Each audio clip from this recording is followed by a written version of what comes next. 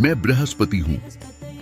मुझे देवगुरु भी कहा जाता है तथा ज्ञान, गुरु, धर्म, भाग्य, संतान, विद्या और समृद्धि आदि का कारक कहकर परिभाषित किया गया है। जन्म कुंडली में यदि मैं बलवान हूँ तो व्यक्ति ज्ञानवान एवं सद्गुण संपन्न होता है। मुझे प्रसन्न करने के लिए गुरुवार का व्रत रखें, केले के पेड़ की पूजा करें, ब्राह्मणों तथा गुरुजनों का सम्मान करें। मेरी बीज मंत्र ओम ब्रीं बृहस्पति नमः के जाप से कुंडली व्यापी गुरु दोष खत्म होता है।